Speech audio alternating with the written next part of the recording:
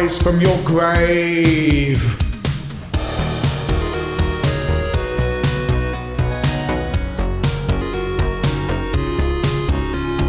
Altered Beast is a 1988 game from Sega. You've probably seen this before, saw it in the arcades, or more likely on a Megadrive. It was one of the early big hits for that system. It's a beat-em-up, so never had to worry too much about what the plot of the game is. But you are in ancient Greece and you have been chosen by Zeus to rescue his daughter Athena. Apparently his daughter has been kidnapped by Neff, the people who make the fridges. Now you start off as a kind of human form, you collect 3 power-ups, then you turn into a beast with a kind of appropriate skills for each beast you transform into. Anyway, onto the home versions. I'm going to start off with the Megadrive, because chances are this is where you first saw this, and well, it was quite a common game because it was on one of those early Mega Drive compilations as well, which had 3 or 4 games on the cartridge. I have it, I just can't remember where it is. Rise from your grave. The arcade game runs on the Sega System 16 hardware, so the Mega Drive is well suited to replicate that. And so far, yeah, I mean, it looks like a early Mega Drive conversion of an arcade game. And those things that run past, that thing on the statue there is a bull. And when you hit certain bulls, they release a power-up, like that.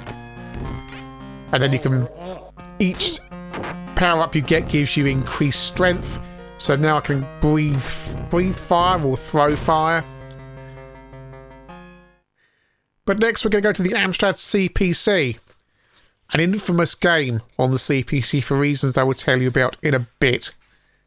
Home versions by Activision and Software Studio.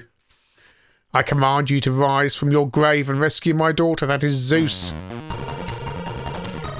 So the CPC has this kicking soundtrack, so you're off to a good start. You're thinking, cool, listen to this, and then it starts to move. And then you realise that some of the moves from the arcade are missing. But that really is not the biggest problem, it's the shambling speed of this mess. I was speaking to Stuart Ashton about this on Twitter, and it's not in his book, either of his books about terrible old games, because he couldn't face playing it. It's that bad on the Amstrad. Over the Spectrum, starting off with my 48K Plus. And this lovely introduction animation that looks really nice on this composite feed. That shading used to good effect. Makes it look like there's more colours than there actually are.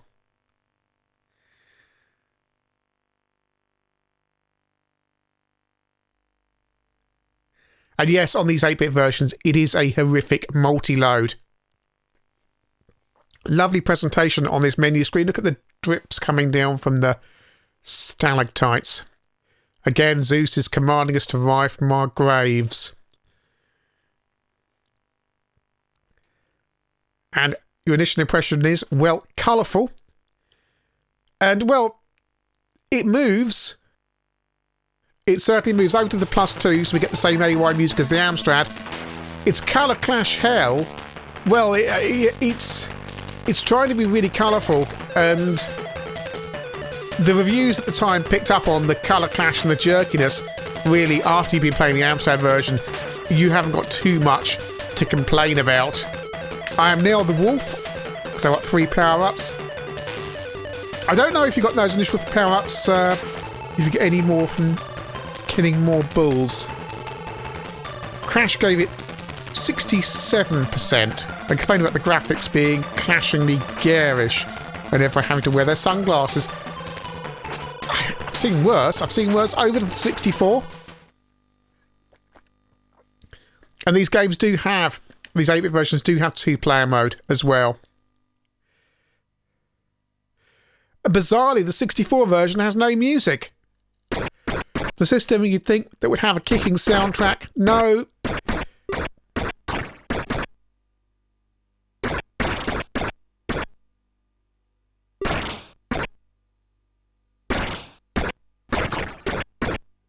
You've really got to time it right to hit those balls as they run towards you, or you'll just end up losing energy. You've got to hit them exactly at the right point.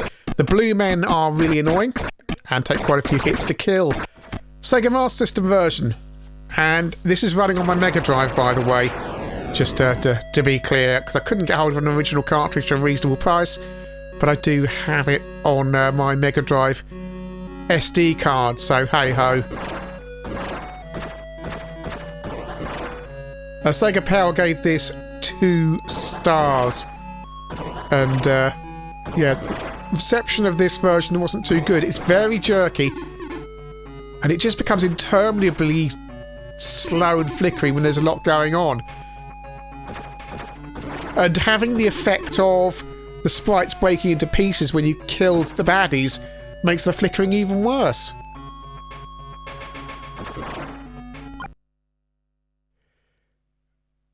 But we do get on the Master System, what we don't get on those home 8-bit versions, or those home computer versions, you get the transformation. So here we are now the wolf, and each character gets 2 sets of power-ups.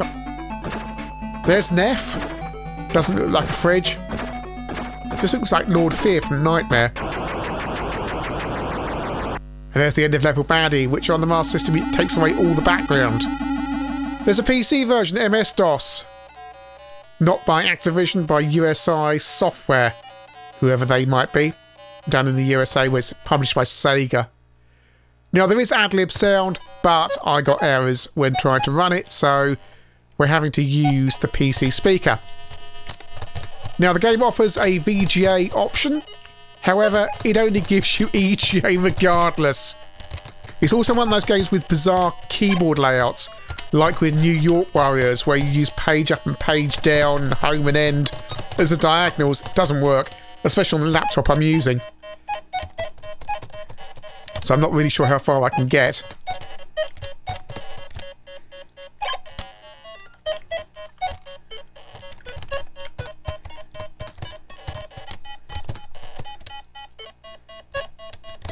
Brave attempt to recreate the audio on the PC speaker. Oh, can I get him? There we go. I'm going to transform, there we go.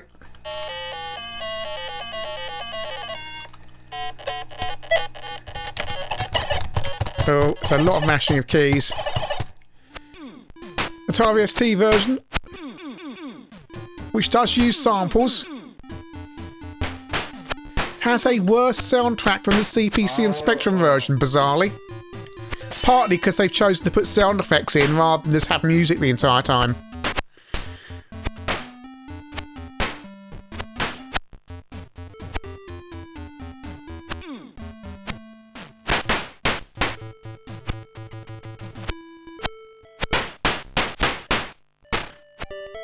Weird for the ST to be sounding so bad. There's Neff. Now, if you haven't got all your power-ups by the time you meet him, the level loops around again until you are actually transformed. You can't beat him up. You can't make him turn into the baddie until the end-level baddie until you've got all those power-ups.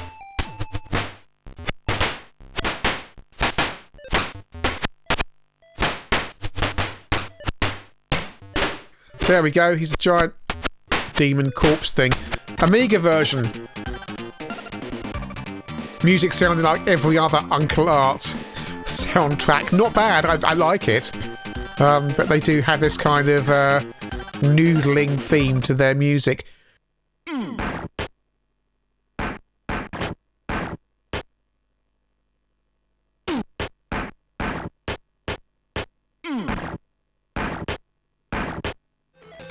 Okay, this is Colour Clash hell on the Spectrum.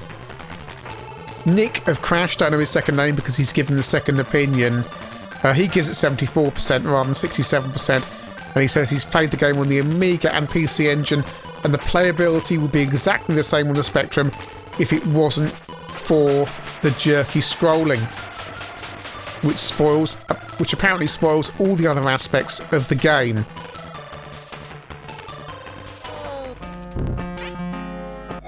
Back to the Megadrive and transforming. There's weird scrolling because the screen scrolls, it's stopped now, but it scrolls the entire time as you walk. But it doesn't scroll with you, if you see what I mean, not doing under your control. The arcade game was supposed to have a variable pressure fire button, and that would give you access to more moves, but they couldn't. Welcome to your doom. Somebody owned the rights to that apparently, and Sega couldn't come to an agreement with them.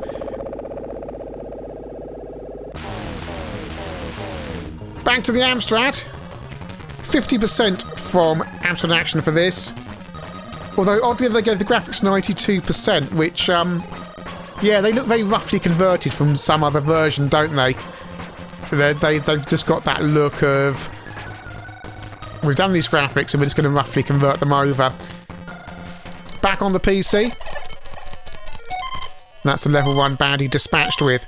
And that was hard work on the PC because I haven't basically got access to half the controls because of the way the keyboard layout works. There we go. So we throw the 3 spheres we've got into some kind of pit, and when we go down to level 2.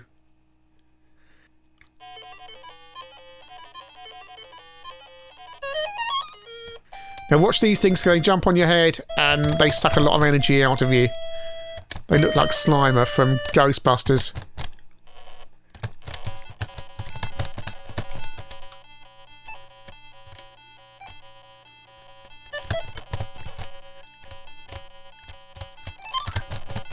It's weird they haven't done a proper VGA version, although the game claims to have VGA support.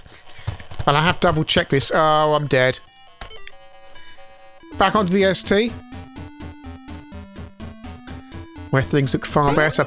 The problem with Altered Beast is that it's, for all the visual kind of thing of having a character that changes into the beast, the arcade game was never much cop to begin with. So you're taking a pretty bad arcade game and converting that to home systems and thus removing all that eye candy. And aside from the transformations, it's just very dull. And playing without any power-ups at all is quite hard. You have to get those bull power-ups, the sphere things, as quickly as possible. That said, the C64 version, look at this. Look at this. This is a really nice level. Yeah, some of the baddies just disappear as soon as you hit them. There's no death animations. But look at these snake things that come out of the ground that suddenly shoot up in the sky if you don't punch them. By pure luck, I managed to get a sphere there. And Spectrum 48K. And I came into a massive bug on the snapshots I had. Because as soon as you load it on my 48K or my +2, on level 2, I just get this jumping thing going on. I can't control the game. I tried that from a tape image, loading it in on my 48K, and I tried it from snapshots as well. And bizarre. Amstrad version. Now, if you've got the Hit Squad re-release of this, do read the back of it, because they make it appear Amstrad Action liked the game. And actually what they've done is some very, very selective quoting. Trenton Webb says, "Beast is for games what Stonehenge is to powered flight. A novel idea years ahead of its time and technically excellent in parts." Now, that's an analogy, and what the Hit Squad actually put on the back of their cassette was years ahead of its time and technically excellent. That's the ultimate selective quoting. And I'm turning into a dragon. The game's a lot more fun when you transformed into the beasts. Big end of level baddie here with eyeballs, giant eyeballs. The end of level baddies are quite imaginative at times. Megadrive version. Watch out for things flying from above. I transform again into a bear. Follow the bear. Well, I'm the Hofmeister bear, and apparently I have bad breath. Breath so bad, it will kill people.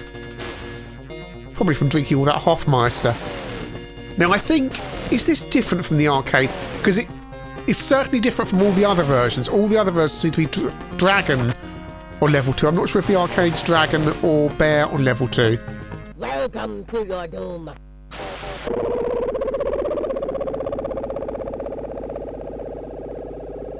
Here's the eyeball thing. Curiously, not quite as visually striking as on the Master System.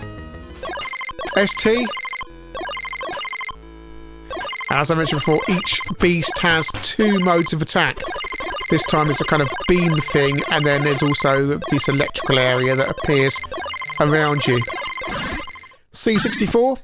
I know my C64C because My bread bin's still out of action. And by the way, if I sound a bit bunged up, I've been doing sanding this afternoon. Been doing some sealing some plaster and got dust all over my face. It's made me really sneezy and bunged up. Hope it's that, not the COVID anyway. So suddenly we've got a soundtrack on the Amiga. Samples sound a bit rough though.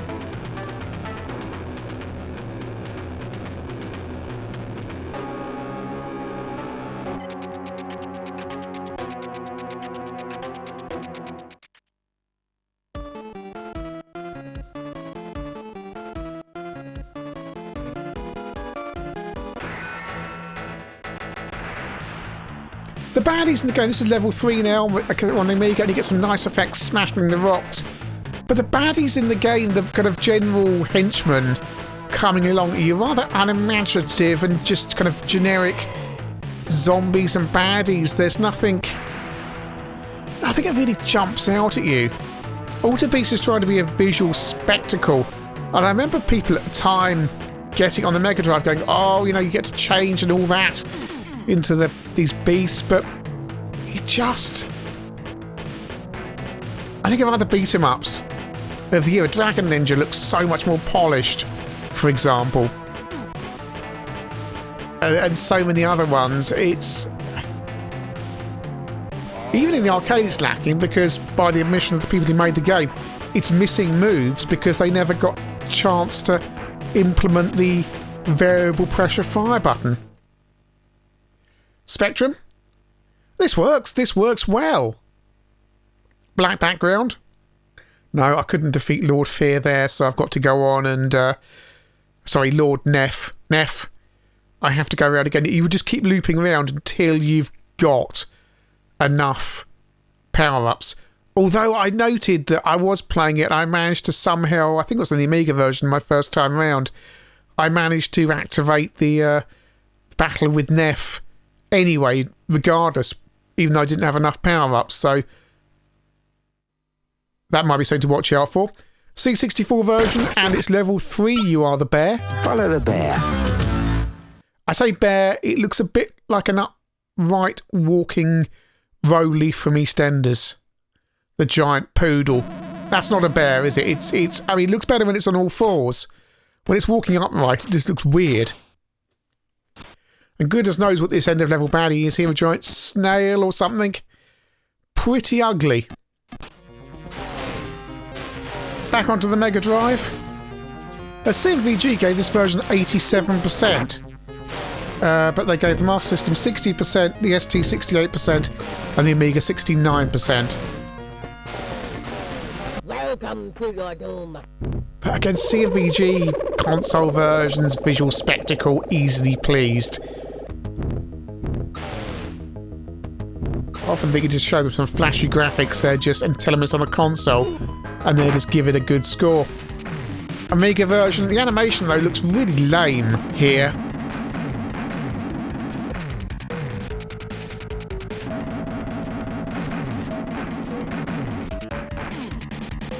Speaking of really lame animation, level 4 on the Amstrad CPC.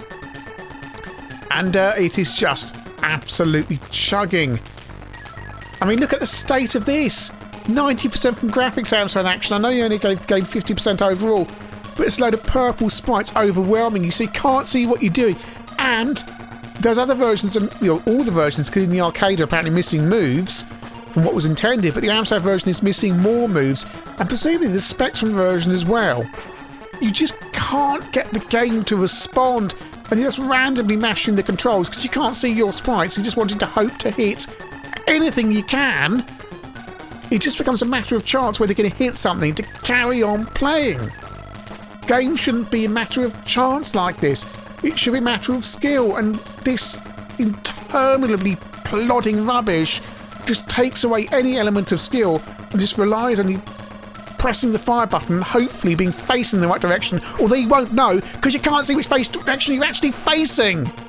At least on the Spectrum version there's enough speed that you might be able to see yourself in a minute, but goodness me, this is diabolical rubbish. Amiga version, nice and pink. The game isn't overly long either. All these versions, including the arcade, you can complete within 20 minutes on an Infinite Lives cheat. I mean, much of it depends on how quickly you pick those power-ups, because obviously the game will keep looping around. End of game baddie on the C64. And he looks like, is it Bebop or Rocksteady from Turtles? Turtles don't predate this, do they? They don't, no. Oh, how the 64 would benefit from a kicking soundtrack. Here he is, Bebop on the Amiga.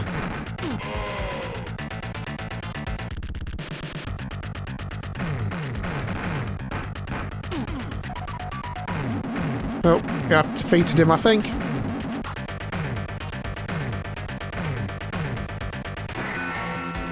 Round clear bonus.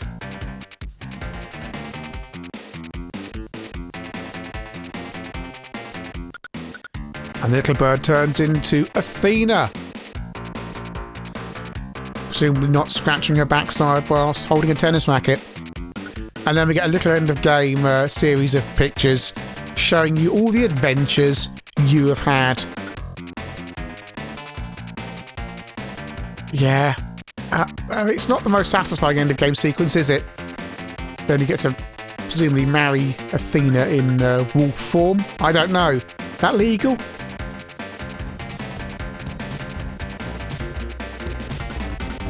Follow the bear. Altered Beast was a disappointing arcade game. There's no getting away from it. A visual feast, yeah, had something unique because your character transformed. But in the era when the competition is so stiff, this was never anything more than average. And it's like I said when I reviewed eSWAT, take a game that is below par and it's only ever going to come out even worse.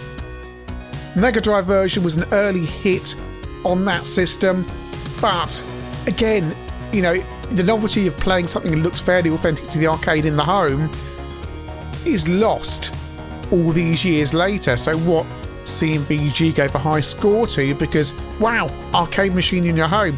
Yeah, but the arcade machine's pretty rubbish, and today we get so much more choice. At the time, perhaps I can see the appeal. Today I can't. Master System version is too jerky and just too slow. Static screens look fine, but yeah, I just...